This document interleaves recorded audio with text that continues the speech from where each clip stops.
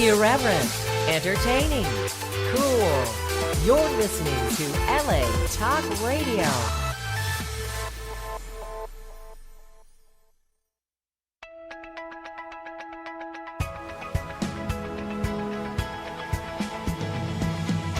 You're listening to Question Reality with Priscilla Leona, right here on LA Talk Radio.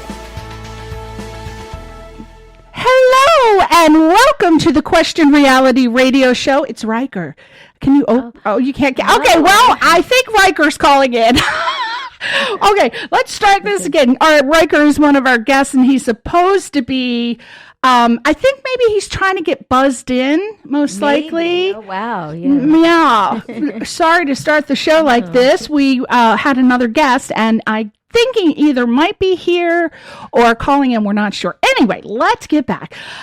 Let's start this all over again. Hello, and welcome to the Question Reality Radio Show. I'm Priscilla Leona, producer and host of the show, and we are coming to you live on this cloudy, rainy day from Los Angeles, California. For 11 years, we've been providing our audience with entertainment industry career advice. Now, this show is for you if you are pursuing a career in show business, or you're thinking about pursuing a career in show business, or if you're already working in the entertainment industry and you just need some tips, advice, and resource information on how and what it takes to make it. And some of the guests on our show include Emmy winners, Grammy winners, Tony Award winners. We have reality TV stars. Everybody knows I'm a reality television fanatic, so I gotta have our reality TV stars on. We have working professionals like producers, directors, casting directors, screenwriters, actors, comedians, stunt people. We have behind the scenes people, which are my favorite people, celebrity costume designers, makeup people, stunt people, and around December, we usually have an entertainment attorney come in. So that's a fun time. If you don't have an entertainment attorney, we need to reevaluate your career, because you should have an entertainment attorney for everything. Even if you're just starting out, it's always good to have an entertainment attorney. Right, Kat? Oh, absolutely. I'm looking for one. I got two to refer you. I'm looking for one. I only keep the hot entertainment attorneys on my list. Yeah. So if you missed any of our shows, our past shows, here are 3 ways that you can listen to them. Number 1, go to our archive page, which is on the latalkradio.com website, and search for our show title, which is Question Reality. Go to iTunes, Google Play, Stitcher.com under the podcast section. We also have a newly designed free mobile app. You can get that on the LA Talk Radio website. It's sort of down the bottom, or actually the App Store or the Google Play Store.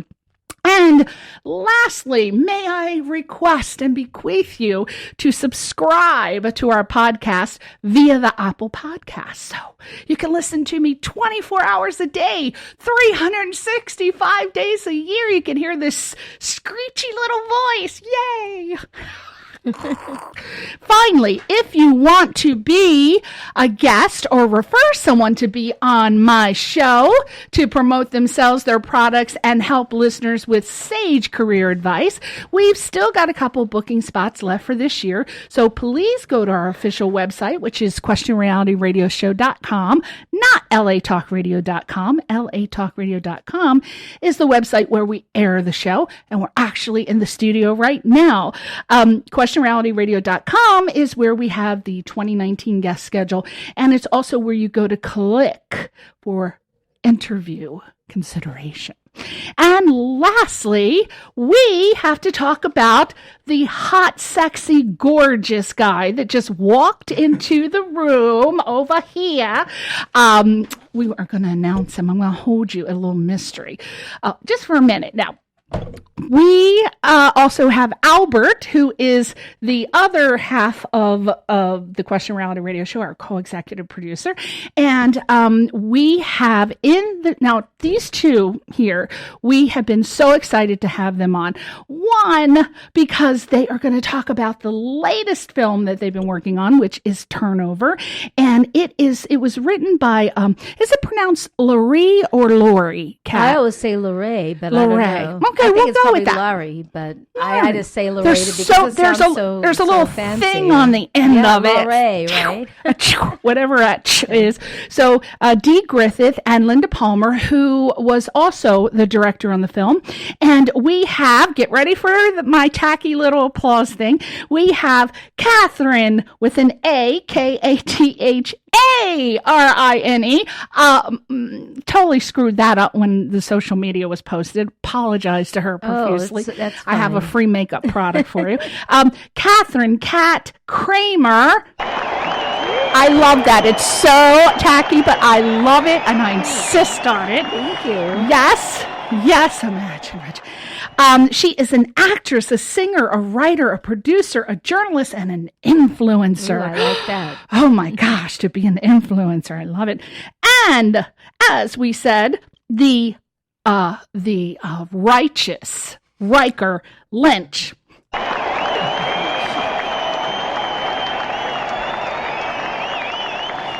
And Riker is an actor, a musician, a writer, a director, and then a ... More titles that we don't know about. We want you to go to Catherine's site first. Catherine, Katharine, Kramer, KRAMER.com. And she also has Cat Kramer's Films That Changed the World.com. Woo, that's a long one. 2 websites. Cat Kramer's Films That Changed the World.com. Long title. Woo. And then RikerLynch.com, and that's spelled RikerLynch.com. Welcome. Happy to be here. Oh my gosh. Yes, thank you. I'm so sorry I'm late. That's okay. We're just on time. He's right on time. Oh. I know, it's a pressure like That's you kind started of to late do. in my book. to be No, honest. right on time is too late. Oh Yeah. my gosh. Well, you are a star. So aren't the stars actually? That's a controversy because, like, Paul was on the show last week, Paul Right, Guilfoyle, right, yeah. and I asked him for a tip and about for actors, and he said the one thing you never want to do if you want to make it to be a star is be late. And I'm thinking, And that is And I'm like advice that this, 'cause I'm like, someone gave me. So, yeah. oh boy. Well, Obviously, sorry. I'm That's barely all right. hanging Don't on. feel bad, Riker. I'm right on board with you with social things. Never late for work or school ever in my life, but social things I find myself, socially late for. Oh, that's okay to be Fashionably fashionably late. late. We're We're Yes. always just in time to be too late. Yes. Okay. Now let's talk first, ladies first. You don't mind, Mr. No, absolutely. Righteous Riker. Catherine Cat Kramer. Do you prefer to be called Catherine or Cat? Cat. Oh, I Most love people that. call me that. Kitty and- Cat. Yeah, Kitty and cat. sometimes my billing is just Cat Kramer or Catherine Cat Kramer. You'll see both. And on Turnover, I ask for the full Enchilada. thing. So, yeah. Yeah, there's going to be lots of things going on around you, Cat. There might be, because I'll be looking the clock because I got to stay on time. So Right. just continue. Like I'm just Okay. focused But it's and not, hypnotized it's not by raining, it. I don't think yet. You said raining. It is. Oh, a little. Yeah, It's drizzling. It's yeah. drizzling. I can Yeah, see there's that. some wetness out there now. So the perfect excuse for Riker. It was Exactly. pouring raining out there. That's right. It was. Wait a minute. It's California. It was drizzling, and that set That him is off. like pouring Exactly. rain. That's like I learned how to drizzling. drive here, even though I'm from Colorado. So I was like, oh God. It's drizzling. Oh my God, it's like hail coming down. What? Okay, so Catherine Cat Kramer founded the cinema series Cat Kramer's Films That Changed the World to showcase motion pictures that raise awareness about important social issues. Yes. In doing so, Kat is following in the footsteps of her late father, the legendary filmmaker Stanley Kramer. We should give Stanley Kramer an applause. Yes, please do. Stanley gets a huge applause. Trials of Nuremberg. Psh, yeah. It's a mad world. Psh. Some of my favorite films, Yeah. right? Oh, High Noon. My grandfather loved that movie. Oh, yeah, it was good. Okay, so her dad, Stanley Kramer, who was, of course, known by everyone for taking artistic and financial chances, I guess, because risks. people were always saying, why to Stanley yeah, Kramer? yeah. Why are you doing that? Are you sure? Are you sure? Are you sure? That's what I heard. Well, but he said, yes, I'm sure. And he had confidence and he did it. Right? And he's just known for artistic and taking financial chances by making movies about controversial subjects. And Kat has explored such issues as animal rights, elephants in captivity, LGBTQ, bullying and school violence, environmental issues, women's empowerment, rape and abortion, and deaf rights. And 2019, this year, marks the celebration of the 10th anniversary with the theme Sheroes for Change. Yay, that is so true. cute. I love that name. And I can't believe when I read this.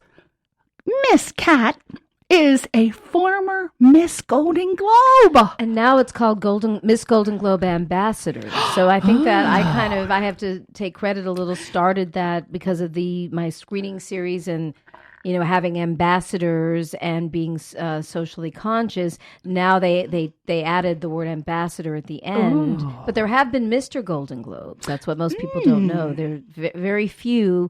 It's usually Miss. But one time there was a Mr. and Miss, both in the same year, which is kind of cool too. So we're going to talk about that. Kat is also the godchild, and we got to get this in.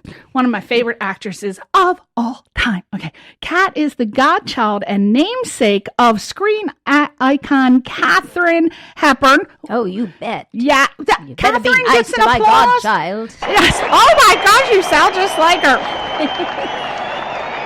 And Katharine serves as the West Coast representative for the Katharine Hepburn Cultural Arts Center. Kat is a recipient of the Braveheart Women's Award for Social Justice and has received awards from the Uranium Atomic Age Film Festival and the LA Comedy Awards. Go to our website again, KatharineKramer.com, and KatKramerFilmsThatChangeTheWorld.com.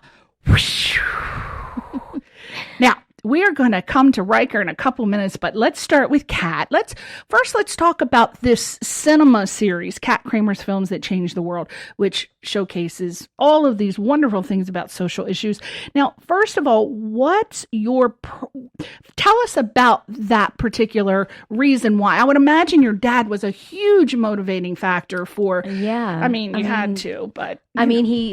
He'd passed away by the time I started it because I founded it in 2009. So this really is the 10th anniversary. But I'm continuing the 10th into 2020 because I had the kickoff was last summer with Love and Bananas, an elephant story. I tend to, because I advocate for elephants and wildlife and animals, so I tend to have a lot of documentaries, and I screen primarily docs. That's the thing. That a lot of them have been, narrative movies, but for the most part, they're documentaries.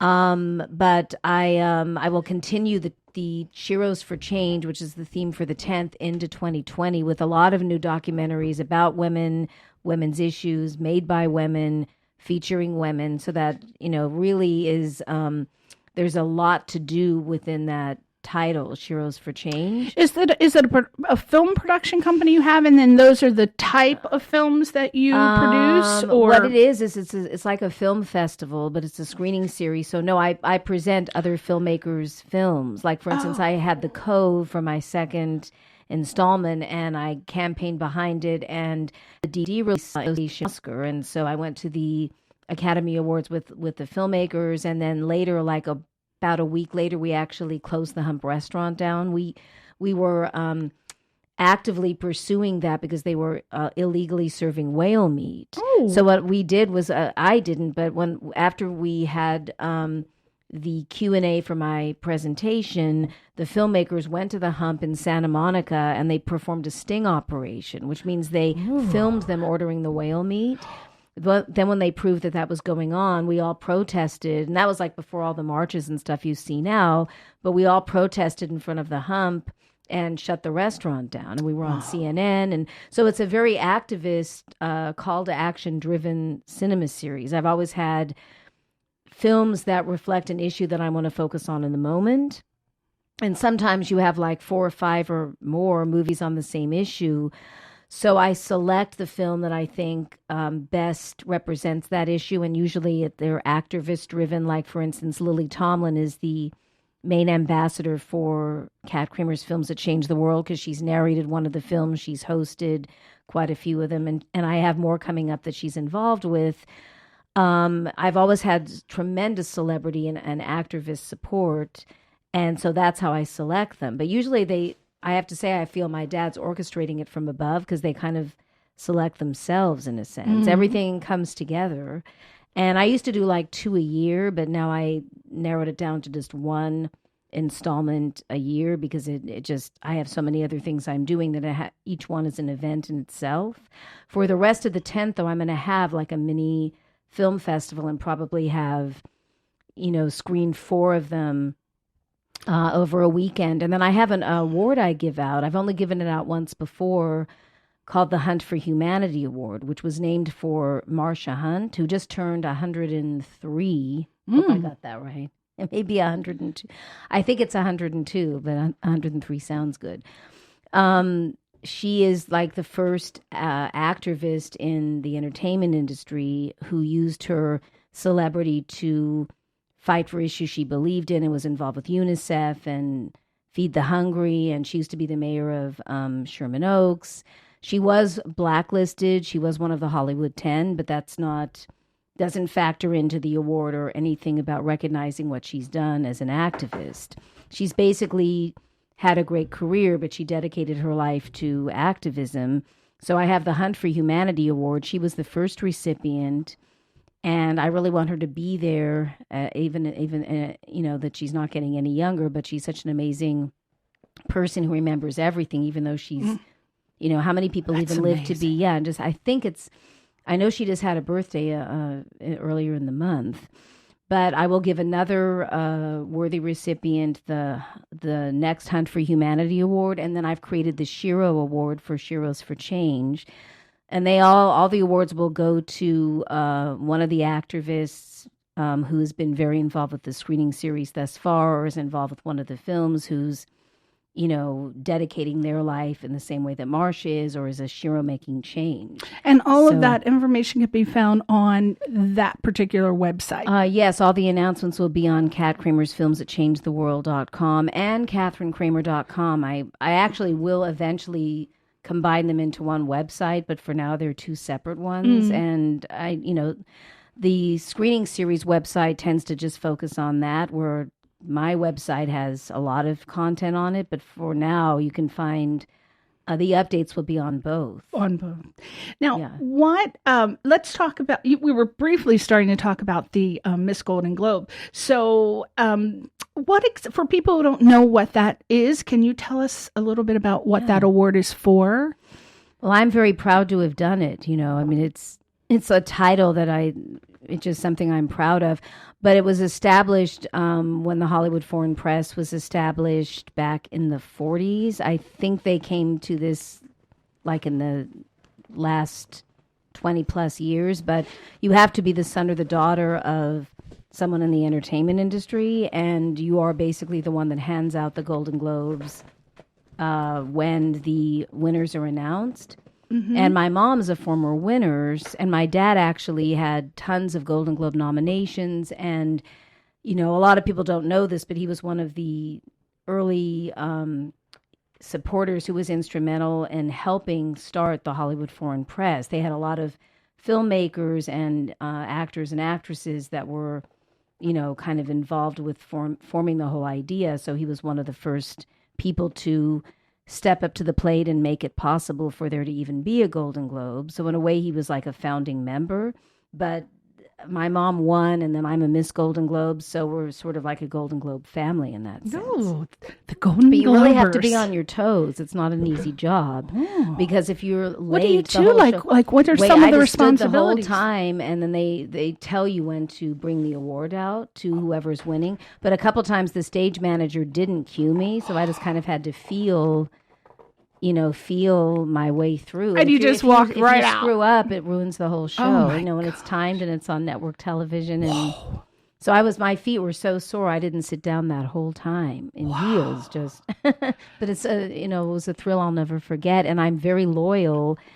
I go every year, representing that title, and I've even coached a couple of the former Miss Golden Globes. They asked me to come in and give them tips, and when they had a Mr. Golden Globe, I gave him some advice, and so I've been. Just a proud carrier of the title, so to speak, where some people probably wouldn't even refer to it. It's always in my bio. It's always something I talk about because I'm very loyal and one day would love to, win a Golden Globe or be nominated. Win one. Well, we'll see. You I'm going to nominate you. Cool? Wouldn't that be great? I don't know how it could, but I'll nominate you anyway. Now, let's talk. It's the party of the year. It's even though the Oscars and the Academy Awards is so prestigious, the Golden Globes is its own thing, and you can't get everything anywhere else where you have music, from the films, TV, and film all in one ceremony. That's it's just so different than anything else. I bet you have the best time at those parties. Those are, I have to tell you, those are the best. The best ones. Nothing all year even competes with that. Oh, not even the Oscars? I won't go to the Oscars unless I have a thing. I don't want to jinx it unless I'm nominated, presenting, performing, or with a nominated film, or and I don't, it doesn't matter what category. I just don't want to go unless I'm part of it. Yeah, I can see that because you can't even get right up close the best seats unless you're part of it. Because somebody could say, "Oh, so what were you nominated for?" I just don't want to jinx it. Right. No, but I think my father has the most nominations in history per film. He had 85. Not for himself personally, but for his films. Right. And 16 wins altogether. And then he has the Irving J. Thalberg Award, which is, very prestigious. So for me, those are big, huge shoes. Of course they are. My God. Now, we talked briefly about you being the godchild and namesake for Katharine Hepburn, and you serve as the West Coast representative. So what do they do at the Katharine Hepburn Cultural Arts Center, and what are your responsibilities? That's a good question, because I was involved early on after she passed away, and then they asked me to get people on the board, and now it's the actual cultural center in Connecticut, where she also lived, and I used to visit her there and in New York. But I want to do because I have a one-person show I'm developing, and I really want to take that show to the Katharine Hepburn Cultural Arts Center, and that would be a big contribution, because my responsibilities basically are to try and spread awareness of the center, and also what I plan to do in the future are some fundraising events out here, tributes to her, just the show itself. I have a song called Catherine with an A, which I had was a duel between myself and my godmother. I play her as an alter ego. And it's, you have to see it, but it's basically like the parody for Liza with a Z. I like that. She gets in the mix, But get Katharine up in here. Katharine Hepburn. Oh, God, she was so strong, I imitate wasn't her. she? Yes, yeah. God, I love that woman. Yeah. I like both the Katharines, but Katharine Hepburn, that's my favorite.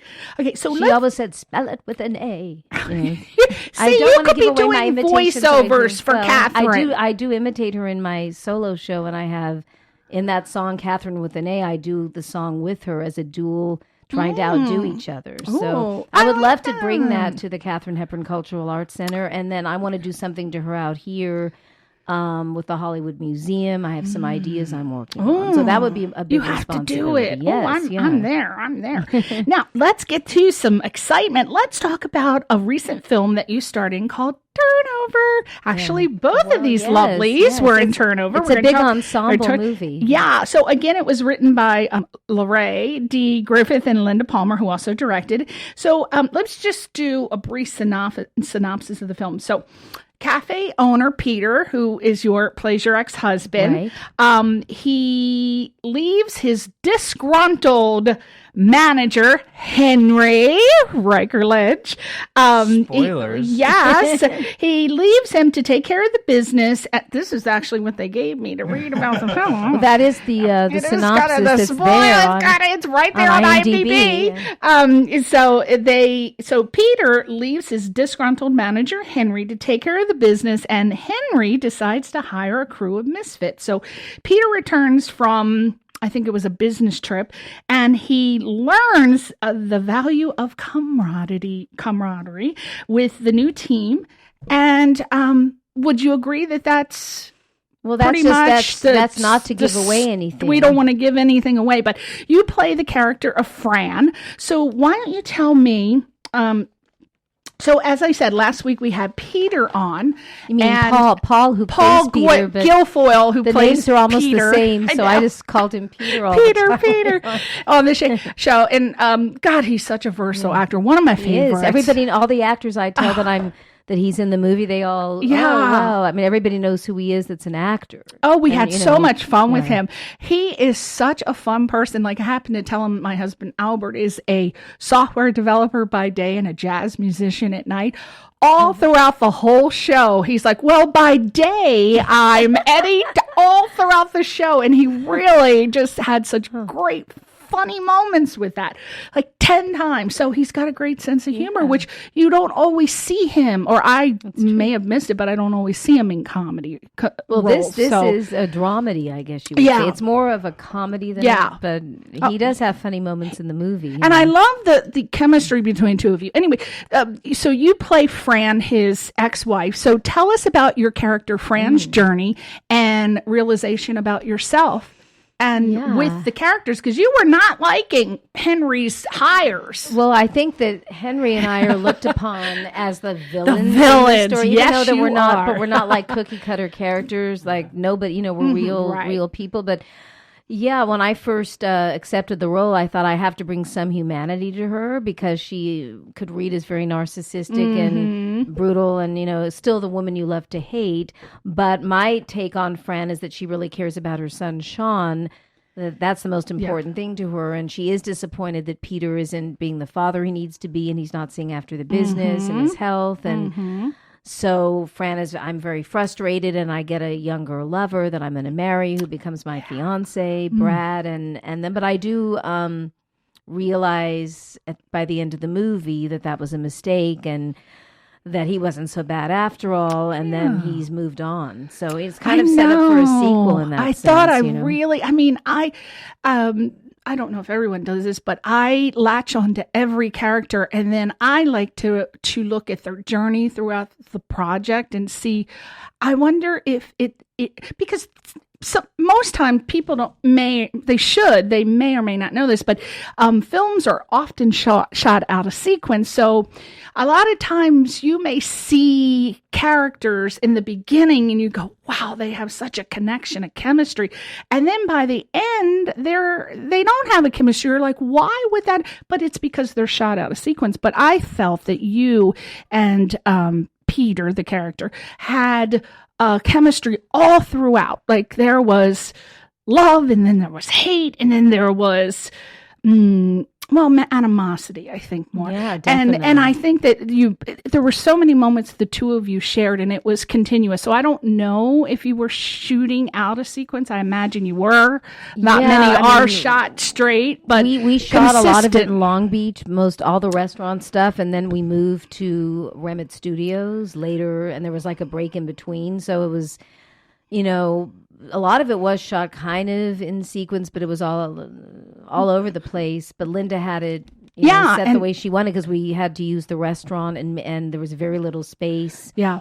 And but I had a secret I used for my character that helped me to connect with her, but I'll never reveal what that is. It's kind of my own actor's See, now that was secret. going to be the tip. What's the actor's tip that I'm getting for both of you? All right, we're not getting that tip. No, I'll never tell. Not even. It's actually involving another character in another project that I felt mine was connected to, but I will never even tell that person. Or we're going to get you drunk, Albert. Get the tequila. And we're going to blow some smoke in her face, too, after the show. If we can get hold of some of that smoke.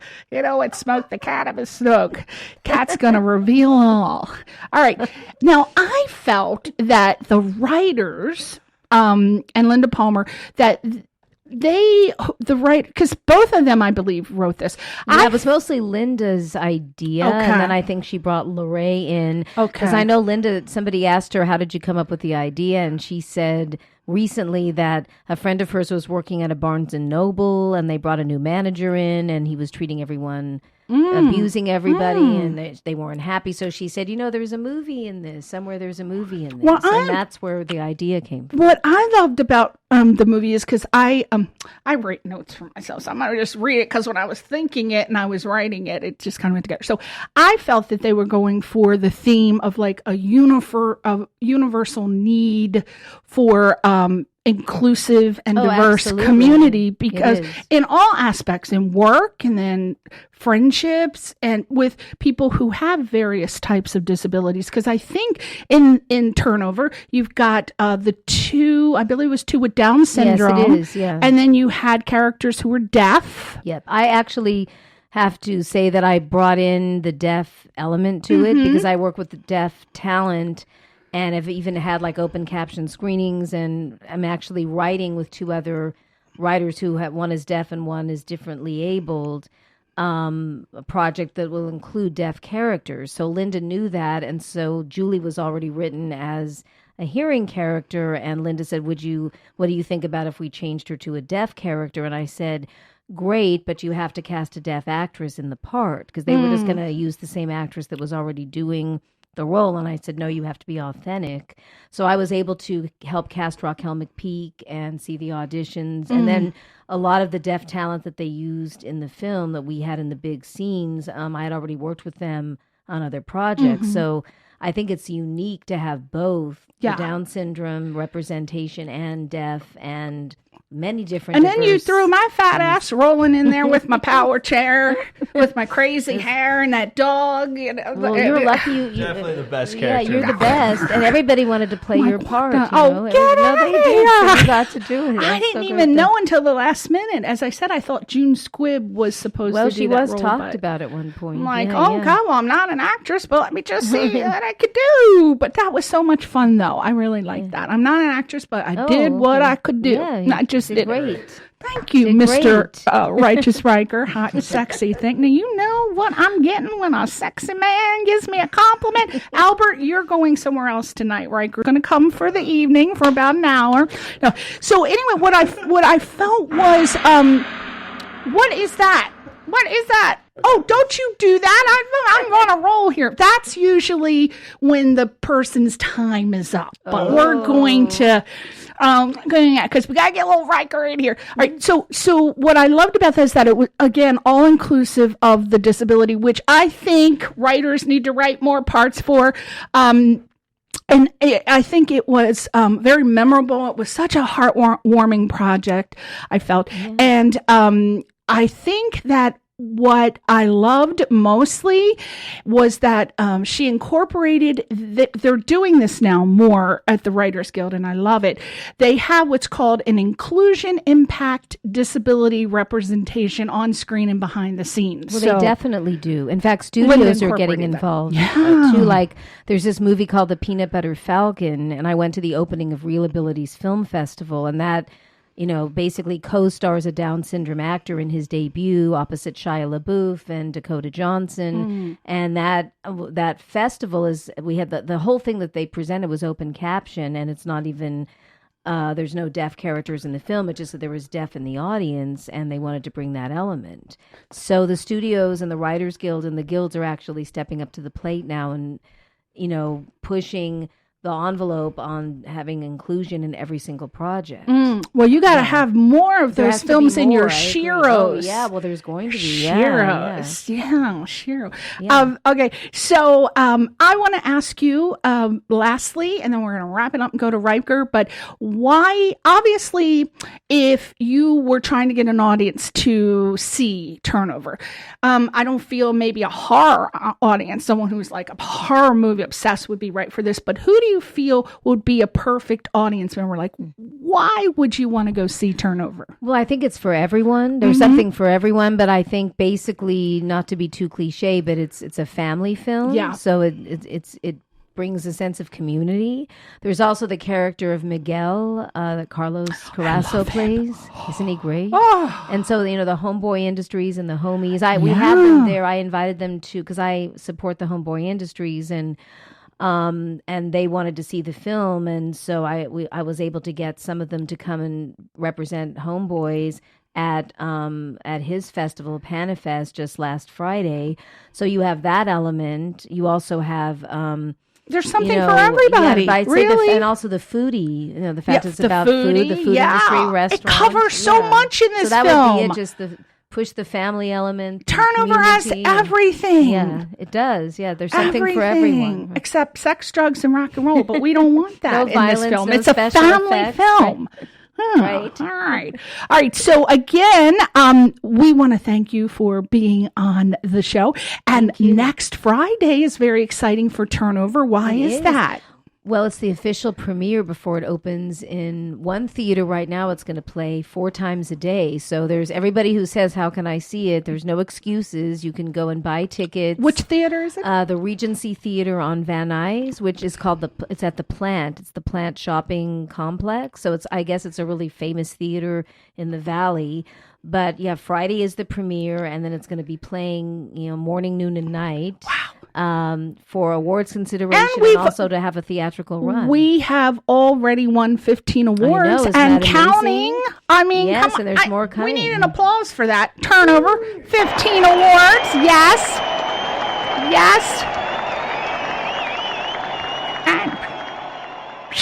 And as one of the producers, that makes me feel proud. Anytime, Yay. yes, right? And lastly, we got to get one. If you had to give aspiring actors, one tip about the business, what would it be? Because there's so many tips. I think, try to arrive on time, but that always on time. But that's not really a tip. You have to create. If you really want to act, you have to find a way to do it, and you have to create your own material because no one's going to be. If you can't sit and wait by the phone, you have to develop your own projects. That would be my number one tip. Especially in this day and age, because a lot of people who are actually in general people, but I'm specifically talking about actors, singers, bands, anyone in the arts, I hear a lot of them over the 11 years I've been doing this show, and they say, I just want to focus on my craft. And that's great. But it is called show business. So you got to handle your business. And especially in this day and age when social media is so important, you got to promote yourself via social media. You really do. Yes, you absolutely. have to. And if you can't do it because you're doing your craft, you got it 5 minutes. How hard is 5 minutes to just post something? Right? You have to. Oh, yes. I post a lot. Post. And Facebook is still, people Facebook, say that, but I Twitter, still am into Instagram, even LinkedIn, believe it or not. So again, make sure that you take time to promote your projects.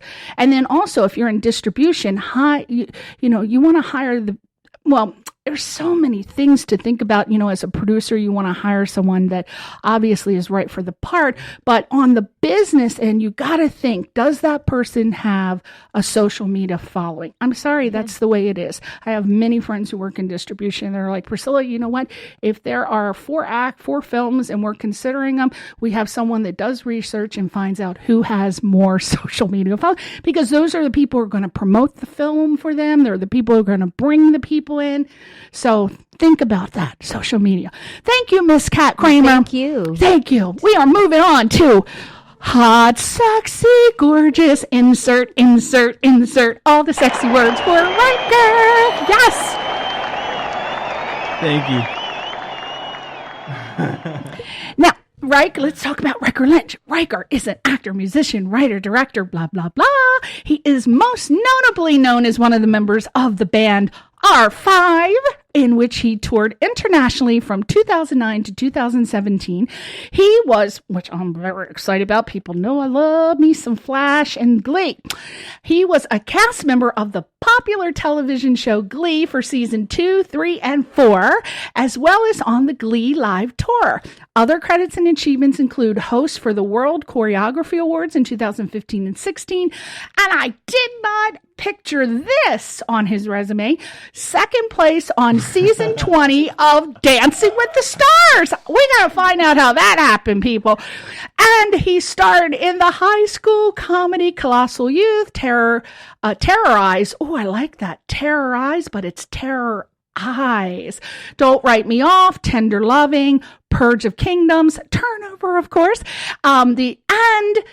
Wait a minute, where is my, I know I wrote, what, how could I not put my part in there about, well, we're going to talk about it. He did a voiceover, I hope it, for animated, The Adventures of Pinocchio, The Adventures of Pinocchio, and Riker is so excited to add writer and director to his resume with his first short indie film called Lift Me Up, Lyft. I have a feeling that might be about a car. Riker is still involved with his music career as well as his personal music project called Riker and the Beachcombers, and has recently released his first single. I think that's the one called Sex on the Beach, isn't it? And you can find out about Riker and the Beachcombers tour this fall with OAR. I don't know what that means. The band is called OAR, but it stands for Of a Revolution. Oh, okay. And go to RikerLynch.com. That's RikerLynch.com. Where's his applause meter? Woo! Woo! Oh my God, my ears are sweating. It is hot as fuck up in here. I am like, damn shit. Can we open that door? Just crack it a little bit. I can't take it. My makeup, they're going to see that I'm actually 65. Jesus, God have mercy. It's so hot in here. No air conditioning today. Okay. Oh, that's the wrong paper. All right. So, now, Riker. Thank you for that wonderful introduction, by the way. Oh my God, I could have gone on and on, right, Kat? Is he a hottie up in here or what? Who wouldn't want to tear his clothes off, right? All right. So, happened once in Argentina. You know what? That makes sense, though, because you were in a band, and I think that was with your brother. I think you told me brothers. And also, all of them. You're like the Osmonds. Sort of. Yeah, we get the Partridge Family a lot, too. And the Partridge Family, yeah. We were in a band called R5, and it was my brother Ross, and my brother Rocky, and my sister Rydell. Okay. And that was what R5 was. And now my brother Ross and Rocky have a band called the Driver Era, and they still hire me to play bass. Wow. So it's the same sort of lineup, but different music. And what type of music? Is it pop, rock? That one's alternative. They just came out with 2 new songs on Friday, actually. Yeah? So they're still going strong. Are you still part of the band? Mm-hmm, yeah, I'll still play bass. So with 2 brand new songs, and I think they'll do another album here in 2020, and then right now we're booking tour dates for 2020 for the Driver Era. And what is that? I looked for the website. Is it what's the website name for that? I Googled it. I couldn't find it. R5 probably, I don't think we have a website for that anymore, because that project's sort of on hold. Oh, so it's not called It's not called R5 anymore. It's called the Driver Era. The Driver Era.com. Probably. I honestly don't know. I can just say I'm just the bass player now for that. Yeah. Okay. So you play bass and guitar and piano, right? I can, yes. Bass is my primary instrument, but I play bass for the Driver Era. And do you know how to do, what are those things I just discovered with bass? The gallops. The gallops. Do you know how to do gallops? Gallops? Maybe. I don't know what they're. I watch Albert, who is a jazz guitar, but he also plays bass. So he found this guy who was doing a YouTube video, and he was giving 50 bass, the hottest bass licks. And of course, I don't know anything about bass, but he did something called gallops, and I'm like, oh, I love that. So I just thought, wow, it's for the super sexy guys. Okay. So you got to get on the gallops. All right, yeah, I'm slacking slacking on your gallops. So you just did the bass in the band, and so you're still in that, and then. What about it says you're still involved in your music career, and your personal music project is Riker and the Beachcombers. Yeah, so that's the one where I am sort of the creative. Yeah, whereas in the Driver Era, I just play bass. Can you just a little bit, leave it open. And in Riker and the Beachcombers, I sing and help write the songs and do all that. So. Now, where did you come up with that name? That is very Beach Boys. Yeah, so love the Beach Boys, first of all. I love the Beach Boys. Probably going to be doing a cover of Kokomo, actually, on tour. Yeah. Oh. Yeah, I think so. Yeah, Kokomo. I think so. Yeah, we're I'm learning it right now, so we'll see. But so I love tiki bars.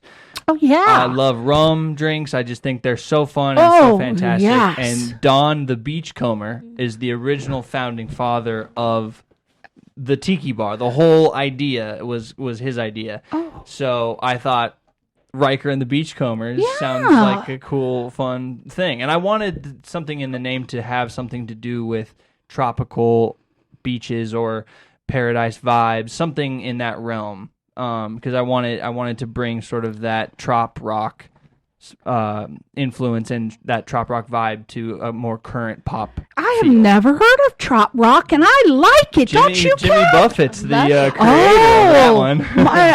Margaritaville. Yeah, that's a trop rock song. So, are you writing all your original trop rock? To be honest, I don't really enjoy writing songs. I sort of hard. it's very, very hard. My brothers are fantastic. My brothers wrote "Sex on the Beach." Oh, and they also which is your song for Riker and the Beachcombers. Exactly. So, and then the next song comes out on November 8th. It's called "She Just Wants to Be Famous."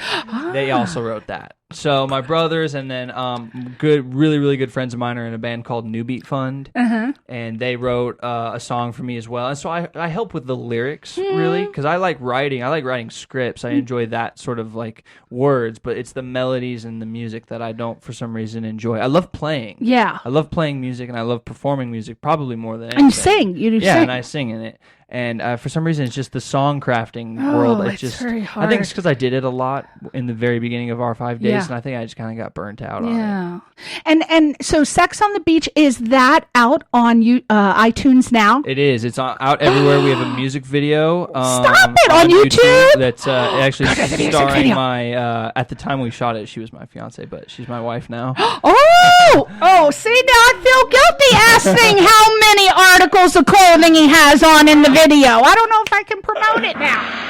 I think I'm in a swimsuit. Did you hear something? What was that? There's no gong. Oh my God, I can't believe it's okay. So the song is on YouTube, iTunes, so we can buy it. Everywhere you can find music, you'll find it. You can find it. Well, I'm excited. Now, apparently, we have 5 minutes left. I don't know how Riker and I were talking 15 minutes. I don't even know what happened. So, real quick, you play the character of Henry in Turnover. Tell us about the character as quick as possible. I hate to rush him, right? We just got to him. Well, Henry, I manage the cafe. And Peter is sort of going through some stuff, so I offer to sort of help try to figure it out and hire some new people. And then there is a big conflict between me and Fran. Yes. And you'll have to come see the movie to see what the conflict is. But everything kind of blows up and boils over, and then Peter sort of has to figure it all out. And Riker is a villain. He's a vicious little bastard in this movie. Now. But they're getting along. And he seems so sweet. I had no idea that's how great of an actor he is. I was like, I don't want to talk to him. He scares me. After seeing that character. So it's Turnover the movie, and you will have to see it this Friday, November 1st. Yes. So, and you will get to see him. But unfortunately, he does have clothes on. We're missing out. We're missing out. No, there is one scene I don't have a shirt on. That's right. Cougars. Do you hear that? We have to go see it. Yes. Okay, so we have to talk about. Okay, so he was in Glee. Obviously, he was in. What was it? The Warblers. Wait. I wrote it. Wait. What was it? The something Warblers. The Dalton Academy Warblers. Thank you so much. And the reason I bring this up is because Grant Gustin, my fantasy man, was in this group on Glee, right? It was an a cappella group, right? Beautiful guy. So I hate to ask, but did you bond with Grant? Is he as nice as he seems? Are you still friends? And does he have a key that he hides anywhere that I can get in his house? First, great guy. He's so wonderful. And we bonded so much that I was at his wedding last year. Stop it! Now, Grant Gustin plays the Flash for you people who don't know his name, because a lot of people are like, well, we know he's the Flash, but we didn't know his name. He's a good softball player, too. We play softball together. What? Mm-hmm. Oh, he seems so sweet. Yeah, he's great. He's the nicest. And you went to his wedding. Yeah, it was super, super fun. We had a great time. Why are you and Grant married? Why are all the hot men married? Why? Well, my brothers are single. It's not like we're going to ever have a shot with them, but we just want them to be single, thinking that maybe they'll come around to cougar wisdom. It's like, come on, boys. We got tricks. We got tricks now. The young girls don't know what they're doing. But, so I love him. He seems great. He's my fantastic, God. yeah. Well, we got to get you a part on The Flash. I know. I agree. I'd be hitting him up, but we tell him that that old horn dog was talking about him on a radio show.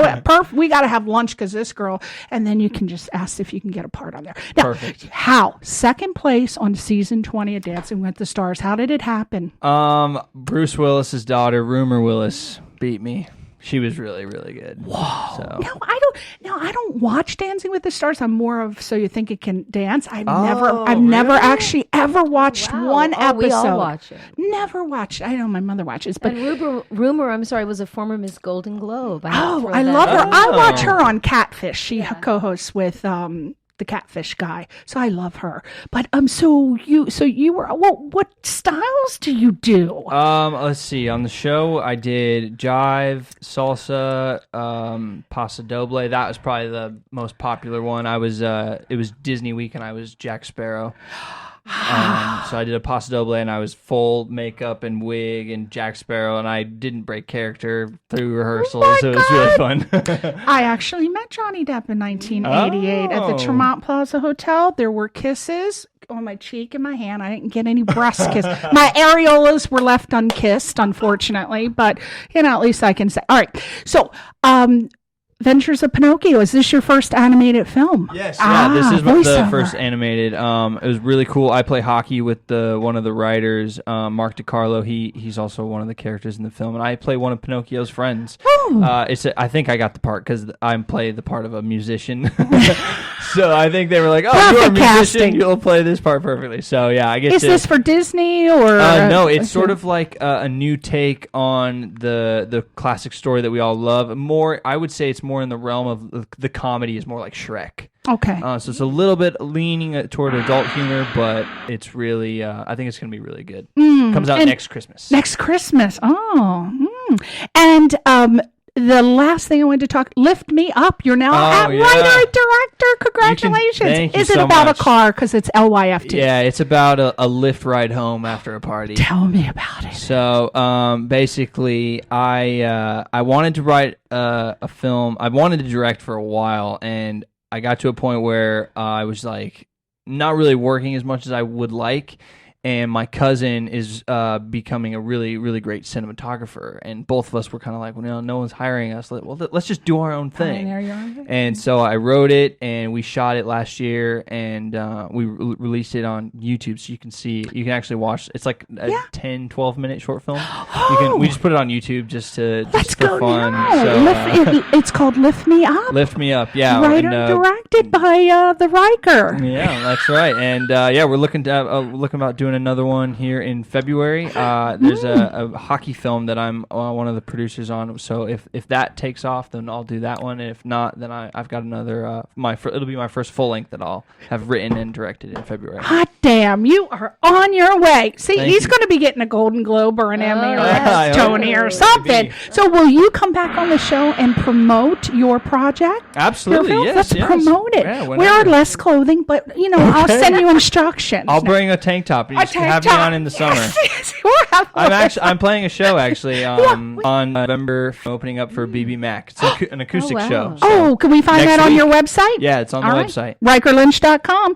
All right, people, we're out of time. Thank you so much. It went so fast. I feel like ringing my ear like Carl Burnett. It went so fast. But please go see the film Turnover this Friday, November 1st. Don't miss it.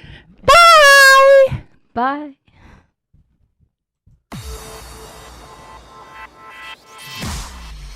Irreverent, entertaining, cool. You're listening to LA Talk Radio.